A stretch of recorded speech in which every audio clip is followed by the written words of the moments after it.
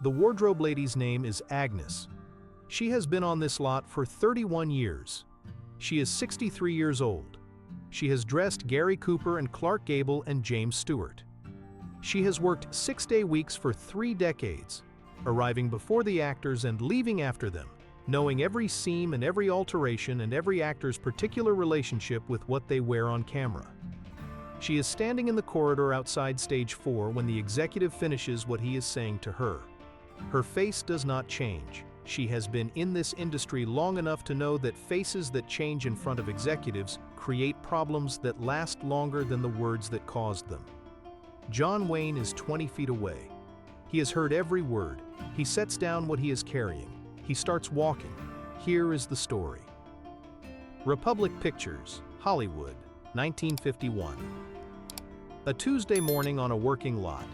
The executive is from the business side, not production, not creative, the part of the studio that exists to protect the investment, and that occasionally confuses protecting the investment with demonstrating its authority over the people who make the product possible.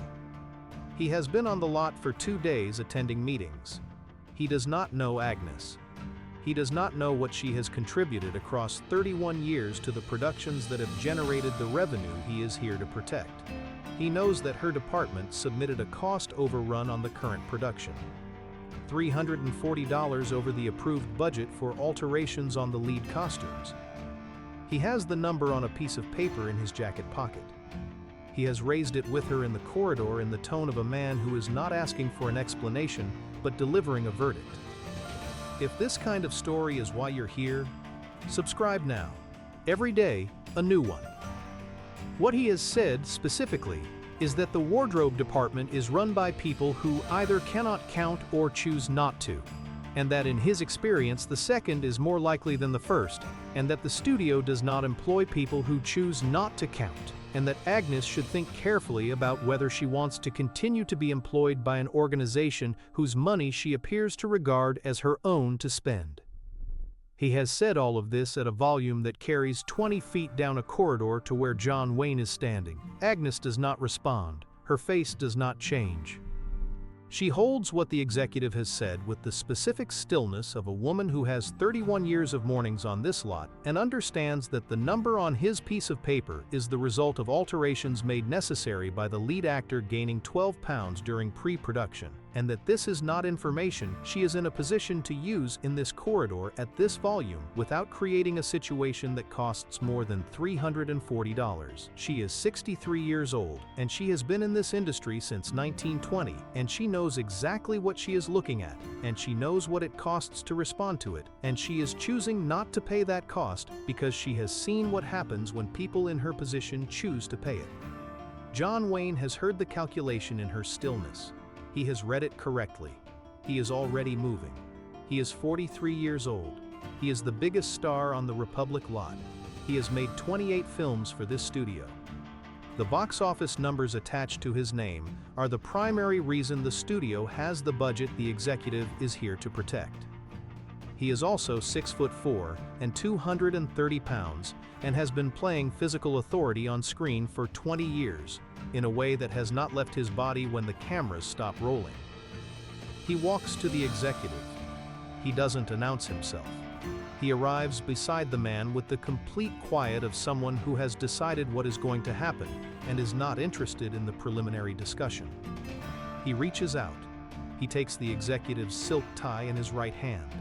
Not the knot, the tie itself, midway down, where the grip closes with the specific authority of a large hand that is not planning to let go. The executive turns. He looks at Wayne.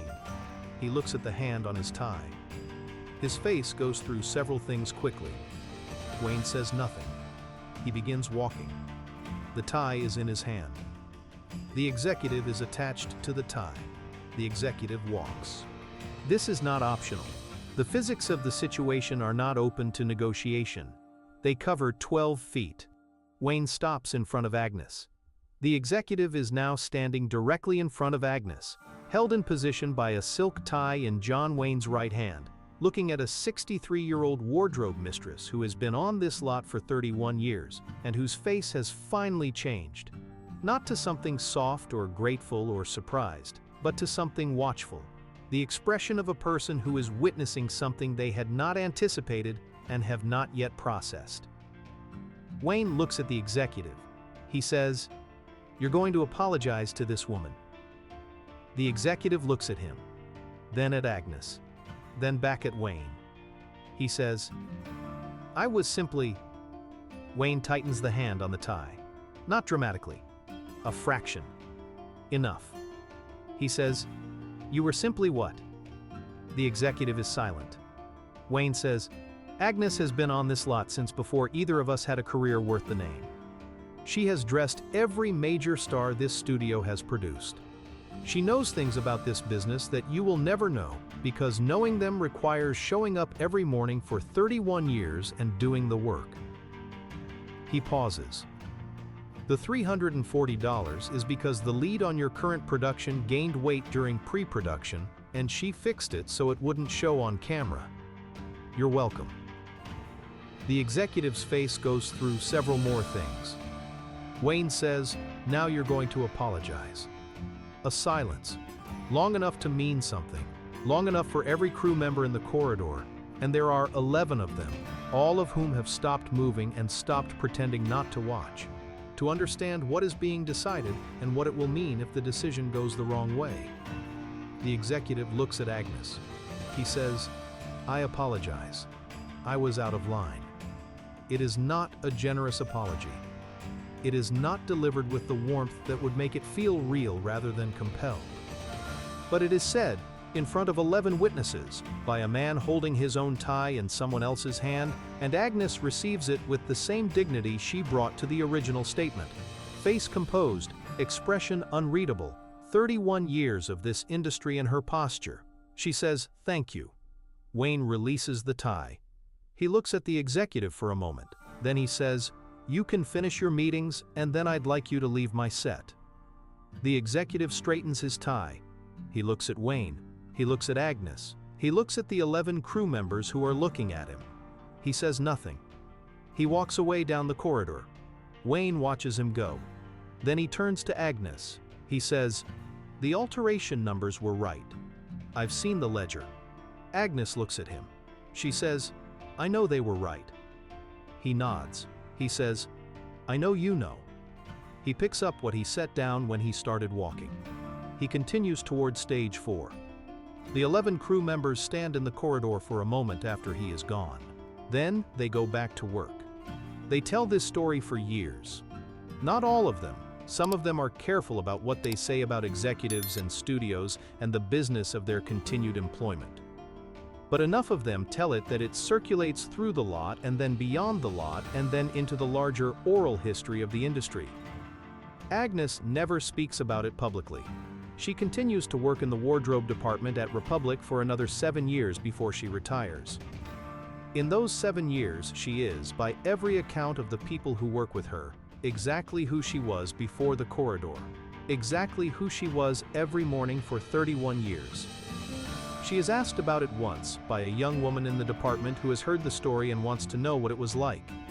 Agnes thinks about it for a moment. Then she says, "He didn't do it to make a point. He did it because it was wrong, and he was standing there, and it needed to stop." She pauses. She says, "People like to make it about Duke, about how big he was, or how famous he was, or how nobody was going to argue with John Wayne. But that's not the point. The point is that he heard it and he was 20 feet away, and he could have kept walking. He chose not to keep walking." She looks at the young woman. She says, "That's the whole story. He chose not to keep walking." She goes back to work. There is one more detail from that corridor that the 11 crew members mention when they tell the story. After the executive walked away and Wayne continued to stage 4, one of the crew members, a grip named Harold who had been on the lot for 8 years, walked over to Agnes. He didn't say anything grand. He just stopped beside her and said, "You all right?" Agnes looked at him. Then she did something she had not done during the executive's original statement, had not done when Wayne arrived, had not done during the apology or the departure or any of the public portion of the preceding 10 minutes. She smiled, small and brief and genuine. She said, I've been all right for 31 years. Harold nodded. He said, "Yeah, I know." He went back to his equipment. This is the part of the story that Agnes told the young woman last. The only detail she added after she finished saying that the point was the 20 feet and the choice not to keep walking. She said, "What I remember most isn't Duke, it's Harold." She paused. Duke did what Duke was going to do. Harold just came over and asked if I was all right. She looked at the young woman. Two different kinds of decent. Both necessary. She went back to work. The executive returns to the studio offices. He attends his remaining meetings. He leaves the lot the following afternoon. He never comes back to the production. The $340 is absorbed without comment. The alterations are in the finished film, invisible in the way that good alterations are always invisible, doing their job so completely that no one watching the picture ever thinks about the 12 pounds or the careful work that made them disappear. Agnes retires in 1958. At her retirement gathering on the lot, a small thing, a cake, a card signed by 40 people. Someone asks her what she is most proud of from her 38 years. She thinks about it for a long moment. Then she says, "The work. All of it. Every alteration on every costume on every picture." She pauses. She says, "The work is what you're there for. Everything else is just what happens while you're doing it." She cuts the cake. She goes home. That is Agnes. The corridor in 1951 did not change who she was or how she worked or what she thought the point was. The work is what you're there for. Everything else is just what happens while you're doing it. John Wayne understood this. It is why he set down what he was carrying and covered the 20 feet. Not to be heroic, not to make a point.